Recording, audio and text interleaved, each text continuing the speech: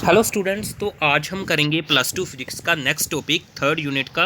तो ध्यान से देखिएगा, ये आर्टिकल जो हम 3 कर रहे हैं ना, ये सेम आर्टिकल हमने इलेक्ट्रिक फील्ड वाले चैप्टर में भी किए हैं। तो the first article of today is magnetic field on an equatorial line of a bar magnet. Bar magnet की इक्वेटोरियल लाइन पे हमने मैग्नेटिक फील्ड निकालनी है किसी पॉइंट पे। तो ये हमें दे रखी है बार मैग्नेट, उसके पोल स्ट्रेंथ m है एंड साउथ एंड नॉर्थ उसके दो पोल्स हैं, और उसकी 2L जो है वो मैग्नेटिक लेंथ है। 2L क्या है? उसकी मैग्नेटिक लेंथ। 2L उसकी मैग्नेटिक लेंथ दे रखी है, यहाँ से लेके यहाँ तक 2L, एंड सेंटर पॉइंट उसका O है मैग्नेट का। और उसके सेंटर पॉइंट पे ये जो परपेंडिकुलर लाइन है उसको कौन सी लाइन बोलते हैं? Equatorial line. इक्वेटोरियल लाइन पे एक पॉइंट है P point is the point on the equatorial line जिस पे हमने magnetic field resultant magnetic field find out करनी है। तो मैग्नेटिक फील्ड फाइंड आउट करने के लिए यहाँ पर हम क्या लेते हैं? एक यूनिट पोल स्ट्रेंथ कंसीडर करते हैं, नॉर्थ पोल कंसीडर करते हैं। तो नॉर्थ पोल को नॉर्थ पोल क्या करेगा? रिपेल करेगा। जैसे वहाँ पर हम यूनिट पॉजिटिव चार्ज लेते थे ना, टेस्ट चार्ज लेते थे, टेस्ट चार्ज Q0 लेते थे, या वैसे ही हम यहाँ पर एक M0 जो है पोल स्ट्रेंथ कंसीडर करते हैं ऑफ नेचर। उसका कौन सा है? नॉर्थ पोल वाला नेचर है। ये सिर्फ एक अजम्पशन है, एक्चुअली में ऐसा कुछ नहीं होता, सिर्फ एक अजम्पशन है। नॉर्थ पोल जो है उसके आउटसाइड होती है मैग्नेटिक फील्ड, और साउथ पोल के टुवर्ड्स होती है मैग्नेटिक फील्ड। ये आपने याद रखना है, बिकॉज अगर हम नॉर्थ कंसीडर करेंगे यहाँ पे, नॉर्थ उसको रिपेल करेगा एंड साउथ उसको अट्रैक्ट करेगा। तो कंसीडर अज्यूम करके चलना है ये, ठीक है जी। तो B1 is the magnetic field at point P due to the north pole, and B2 is the magnetic field at point P due to the this south pole, ठीक है जी। तो B1 is equal to the μ0/4 pi. Pole strength कौन सी है इसकी? Source B1 की source कौन है? ये M ले लिया, अपॉन डिस्टेंस का स्क्वायर। डिस्टेंस कितनी है?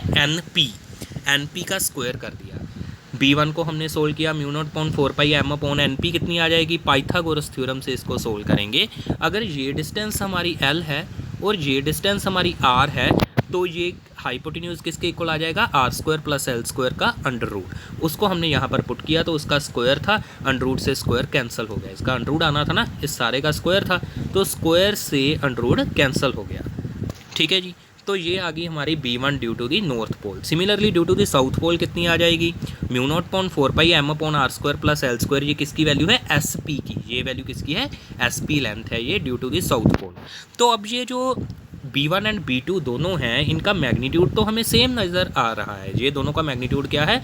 दोनों का मैग्नीट्यूड सेम है। नॉर्थ पोल और साउथ पोल की वजह से मैग्नीट्यूड सेम है, बट इनकी डायरेक्शन डिफरेंट है।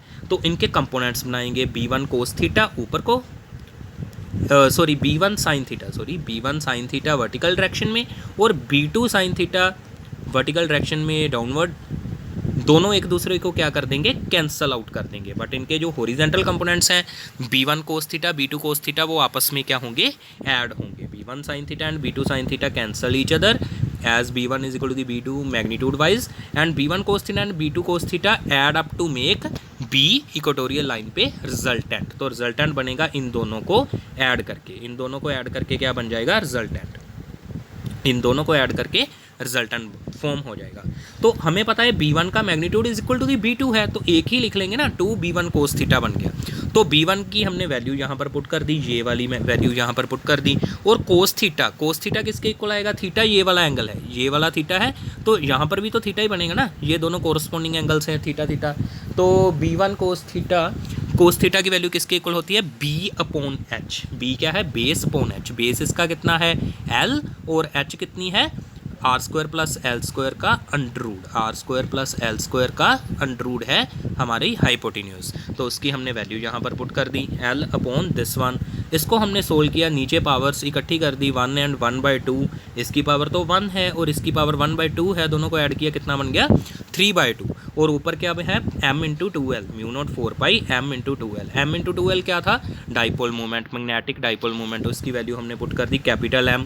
और अब ये M और ये B इक्वेटोरियल की डायरेक्शन एक दूसरे से डिफरेंट है। वो कैसे? ये जो कैपिटल M होती है, मैग्नेटिक डाइपोल मोमेंट होती है, ये साउथ से नॉर्थ की तरफ होती है, बट हमारी रिजल्टेंट B इक्वेटोरियल यहाँ पर किस डायरेक्शन में आई? ऑपोजिट दिशा में इसके इन दोनों की डायरेक्शन डिफरेंट है, तो यहाँ पर हम क्या लगाएंगे, नेगेटिव। यहाँ पर हमने क्या लगा दिया, वेक्टर फॉर्म लिखते वक्त यहाँ पर नेगेटिव आ गया, बिकॉज एम और इसकी डायरेक्शन एक दूसरे के ऑपोजिट है। तो फॉर ए शॉर्ट डाइपोल, अगर डाइपोल छोटा होगा तो एल बहुत छोटी होगी एज़ कम्पेयर टू आर, तो नीचे से एल को निगलेक्ट कर देंगे, तो आर स्क्वायर रह गया, उसकी पावर 3/2, 2 से 2 कैंसल, आर का क्यूब आ जाएगा नीचे, तो B equatorial is equal to the minus of the mu not upon 4 pi M vector upon R cube for a short bar magnet और शॉर्ट डाइपोल। तो ये था हमारा एक्सप्रेशन। नेक्स्ट करते हैं torque on a bar magnet in a magnetic field. जब किसी bar magnet को हम एक्सटर्नल मैग्नेटिक फील्ड में रखते हैं तो उस पर कितनी टॉर्क लगेगी उसकी बात अब हम करेंगे। तो देखते हैं, हमने एक बार मैग्नेट जिसके दो पोल्स हैं साउथ एंड नॉर्थ, और मैग्नेटिक पोल स्ट्रेंथ कितनी है इसकी, m है, इधर भी m है, इक्वल पोल स्ट्रेंथ है इनकी। तो इस पर हमने टॉर्क फाइंड आउट करनी कितनी लगेगी जब इसको हमने b vector external magnetic field में रख दिया। तो इस पर दो तरह की फोर्सेस लगेंगी, एक तो नॉर्थ पोल के ऊपर, एक साउथ पोल पे नीचे।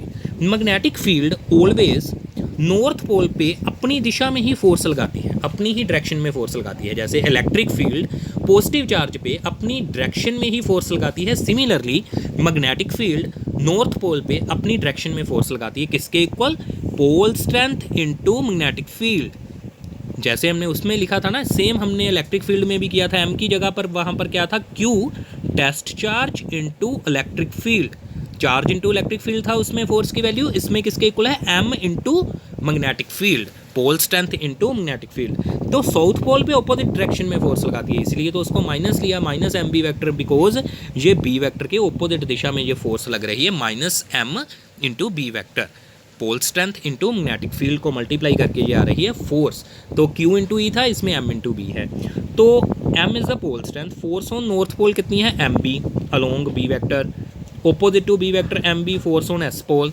तो ये दोनों फोर्सेस का मैग्नीट्यूड तो इक्वल है but line of action different है, तो ये क्या क्रिएट करेंगी, अगर दो फोर्सेस एक बॉडी पे लग रही हैं, मैग्नीट्यूड इक्वल है बट ऑपोजिट एक्ट कर रही हैं and line of action different है, तो वो क्या क्रिएट करती हैं, टॉर्क क्रिएट करती हैं। तो उसी टॉर्क को हमने निकालना है, उसके लिए हमें क्या चाहिए होगा, ये ट्रायंगल कंप्लीट की हमने, ये थीटा एंगल है इस मैग्नेट का, इस मैग्नेट का थीटा एंगल से ये मैग्नेटिक फील्ड के साथ इसका एंगल थीटा है मैग्नेट का। तो ये साइड हमें कैलकुलेट करनी होगी kn क्यों कैलकुलेट करनी होगी, because this is the perpendicular distance between the line of action of forces. ये दोनों लाइन ऑफ एक्शन दोनों फोर्सेस के बीच में जो परपेंडिकुलर डिस्टेंस है वो तो kn है ना, kn को सोल्व करना पड़ेगा। तो हमने क्या किया, टॉर्क की वैल्यू पहले लिख ली, tau is equal to the either force into perpendicular distance between two forces. Perpendicular distance कितनी है, kn, और आइदर फोर्स कितनी है, m इंटू बी। तो ट्रायंगल KNS से हमने kn की वैल्यू सोल्व करने जा रहे हैं with the help of trigonometry. kn divided by ns that is 2l, kn divided by 2l is equal to the perpendicular divided by hypotenuse is equal to the sine theta. तो kn किसके equal आ गया, 2l sine theta, तो इसकी value हमने वहाँ पर put कर दी ऊपर, m b 2l sine theta. तो m इंटू 2l, ये m इंटू 2l किसके इक्वल है, मैग्नेटिक डाइपोल मूवमेंट के, मैग्नेटिक डाइपोल मूवमेंट के, m के, कैपिटल M के, into b magnetic field into sine theta, m b sine theta, ये हमारा आ गया torque, M B sine theta, ये हमारा आ गया टॉर्क। और वेक्टर फॉर्म में इसकी वैल्यू क्या बन जाएगी, tau vector is equal to the M vector cross B vector, cross को डाल रहे हैं बिकॉज एम एंड बी दोनों वेक्टर क्वांटिटीज हैं। तो अगर इनका रिजल्टेंट वेक्टर आएगा, कब आएगा, जब इन दोनों में वेक्टर प्रोडक्ट होगा। वैसे भी ए क्रॉस बी का सोल्यूशन क्या होता है मैग्नीट्यूड वाइज, ए इंटू बी साइन थीटा। जब भी आपने दो क्वांटिटीज़ वेक्टर क्वांटिटी को सोल्व कर रहे हैं और साइन थीटा आ रहा है तो दोनों में होता है क्रॉस प्रोडक्ट, और उसका आंसर भी एक वेक्टर क्वांटिटी होता है। जब कोस थीटा हो तब होता है A dot B, dot product होता है और उसका आंसर क्या होता है, स्केलर क्वांटिटी। तो यहाँ पर आ गया m vector cross b vector in vector form, इसका टाउ वेक्टर का आंसर आ गया। तो m किसके इक्वल बन जाएगी, tau upon b sine theta, if b is equal to the 1, theta is equal to the 90 degree, then m is equal to the tau. That means magnetic dipole moment is equal to the torque acting on dipole when placed perpendicular to the direction of magnetic field of unit strength. So magnetic dipole moment का क्या मतलब है, किसी dipole की magnetic dipole moment, किसी bar magnet की magnetic dipole moment is equal to the होती है torque acting on it when placed perpendicular to the direction of magnetic field of unit strength. जब यूनिट स्ट्रेंथ की magnetic field में उसको रखते हैं, उस पर जितनी टॉर्क लगेगी वही उसकी क्या होती है, मैग्नेटिक डाइपोल मोमेंट। तो unit of magnetic dipole moment क्या बन जाएंगे, टाउ अपॉन बी है ना इसके ऊपर। टाउ की यूनिट क्या होते हैं, टॉर्क के यूनिट क्या होते हैं, newton into metre, divided by magnetic field के यूनिट क्या है, tesla. So newton metre tesla negative इसके यूनिट हो गए। न्यूटन मीटर को हम जूल भी बोल सकते हैं, जूल टेस्ला नेगेटिव, और इसके यूनिट मैग्नेटिक डाइपोल मोमेंट के ये भी बोल सकते हैं एम्पियर मीटर स्क्वायर। ये कहाँ से आए, बिकॉज कैपिटल एम की वैल्यू क्या होती है, एम इंटू 2L। एम क्या है, magnetic pole strength. Pole strength के यूनिट क्या थे, एम्पियर मीटर। पोल स्ट्रेंथ के यूनिट क्या थे, एम्पियर मीटर, और लेंथ के यूनिट मीटर। सो इसके यूनिट क्या बन जाएंगे, ampere metre square, ampere metre square. ये भी इसके यूनिट है मैग्नेटिक डाइपोल मोमेंट के, और ये भी इसी के ही यूनिट हैं, तो आपने ये ध्यान रखना है। तो नेक्स्ट आर्टिकल अब हम करते हैं potential energy of a bar magnet placed in magnetic field. ये सेम आर्टिकल हमने इलेक्ट्रिक फील्ड वाले चैप्टर में भी किए थे, potential energy of A electric dipole placed in electric field, वैसा ही ये सेम आर्टिकल है। तो जब हमने एक बार मैग्नेट को मैग्नेटिक फील्ड में रखा तो उसमें पोटेंशियल एनर्जी कितनी होगी। हमने अभी टॉर्क का एक्सप्रेशन सोल्व किया, tau is equal to M sine theta था। तो small amount of work done in rotating the magnet through D theta.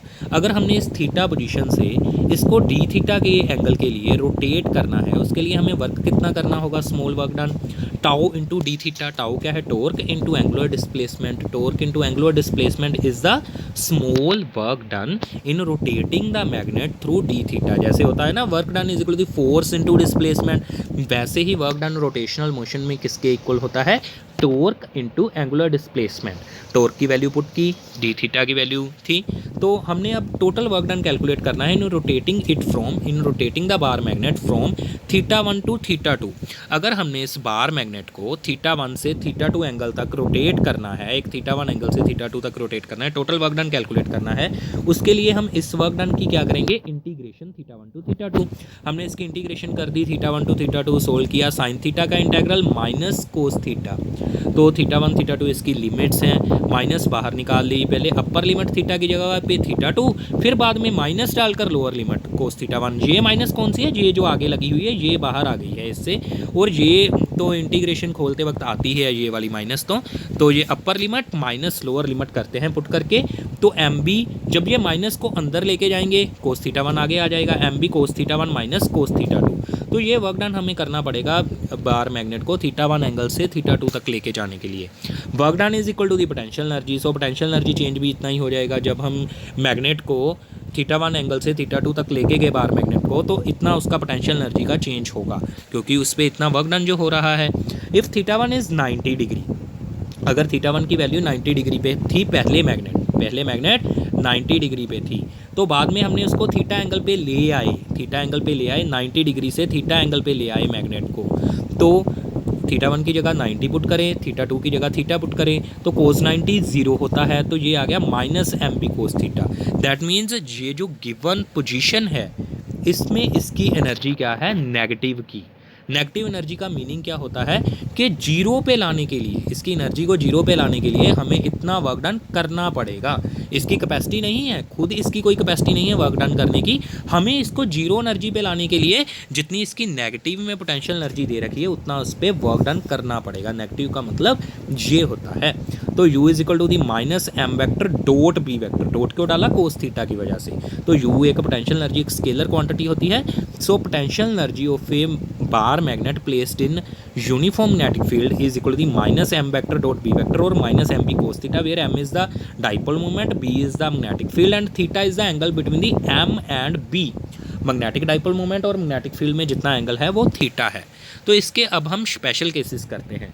जब मैग्नेट हमारी theta is equal to the 0 degree पे पड़ी होगी तो उसकी एनर्जी क्या हो जाएगी, minus M dot B minimum हो जाएगी। मीन्स जब मैग्नेटिक फील्ड में ऐसे पड़ी है, सीधी पड़ी है, नॉर्थ पोल उसका इधर है, साउथ पोल उसका इधर है, तो मैग्नेटिक डाइपोल मोमेंट और बी वेक्टर दोनों की डायरेक्शन एक है, थीटा 0 डिग्री हो गया।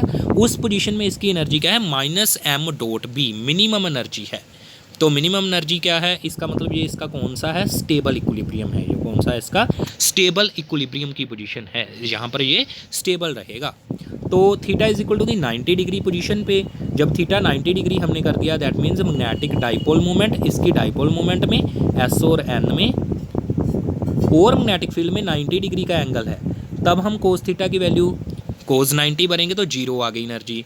इस पोजीशन में इसकी एनर्जी जीरो है, बट नॉर्थ पोल पे फोर्स इधर को लग रही है, तो इस केस में ये अनस्टेबल होगा, इक्विलिब्रियम होगा ही नहीं, अनस्टेबल होगा, नॉट इन इक्विलिब्रियम। ये डाइपोल तब इक्विलिब्रियम में नहीं होगा। तो पहले वाला जो मैंने यहाँ माइनस वाला बोला था वो स्टेबल इक्विलिब्रियम की पोजीशन थी। तो अगर ये हम थीटा की वैल्यू को 180 डिग्री पुट कर दें, मीन्स ऐसे पुट कर दें, तो डाइपोल हमारा ऐसे पड़ा है बीच में, एन एस इस तरफ आ गया बिकॉज 180 हो गया ना। अब डाइपोल मोमेंट तो इधर है हमारी, एम वेक्टर इधर है, बी वेक्टर इधर है, दोनों में एंगल 180 डिग्री का है, तब हमारी एनर्जी क्या आ गई, कोस 180 हमने पुट किया। कोस 180 की वैल्यू क्या होती है, नेगेटिव नेगेटिव प्लस हुए, एम डॉट बी आ गया। कोस 180 की वैल्यू -1 से मल्टीप्लाई हुआ +1 आ गया, so m into B maximum energy आ गई। दैट मीन्स इस पोजीशन में इसमें मैक्सिमम एनर्जी है। तो ये कौन सी कंडीशन है, अनस्टेबल इक्विलिब्रियम की, अनस्टेबल इक्विलिब्रियम की। अनस्टेबल इक्विलिब्रियम क्यों बन रहा है यहाँ पर, बिकॉज साउथ पोल पे तो ये ऐसे फोर्स लगा रहा है, नॉर्थ पोल पे ऐसे फोर्स लगा रहा है। जब इसको थोड़ा सा भी इस पोजीशन से हम टिल्ट करेंगे तो ये घूम के अपनी ये वाली एनर्जी की तरफ चला जाएगा, -mb की तरफ चला जाएगा। ठीक है जी, तो ये कंडीशन है स्टेबल इक्विलिब्रियम। ये इक्विलिब्रियम है ही नहीं, ये अनस्टेबल इक्विलिब्रियम है, बिकॉज इस केस में जो साउथ पोल इधर था, नॉर्थ पोल इधर था, एक तरफ ऐसे फोर्स लग रही है, एक तरफ ऐसे फोर्स लग रही है। मान लीजिए मैंने इसको ऐसे टिल्ट किया, तो ये जो टॉर्क बन रही है ना, टॉर्क इसको घुमा के सीधा कर देगी, मीन्स नॉर्थ को इधर कर देगी और साउथ को इधर कर देगी। यही इसकी कंडीशन क्या थी, स्टेबल इक्विलिब्रियम की। ये सेम चीज़ हमने उसमें भी एक्सप्लेन की थी इलेक्ट्रिक फील्ड वाले चैप्टर में। तो अगर नॉर्थ इधर है, साउथ इधर है, तो नॉर्थ पे तो फोर्स इधर लग रही है, इधर लग रही है फोर्स। तो अगर हम इसको थोड़ा टिल्ट भी करेंगे ना इस पोजीशन से, स्टेबल इक्विलिब्रियम की पोजीशन से थोड़ा हमने टिल्ट कर दिया, तो ये वापस से इसी पोजीशन में आने की कोशिश करेगा, वापस से इसी पोजीशन में आने की कोशिश करेगा। तो मीन्स डाइपोल की जो गिवन पोजीशन दे रखी है, तब उसकी एनर्जी जो है वो नेगेटिव की ही है। बट ये 3 स्पेशल केसेस हैं, तो आप इस वीडियो को ध्यान से 1-2 बार रिपीट कीजिए। Thank you for watching this video. Thank you.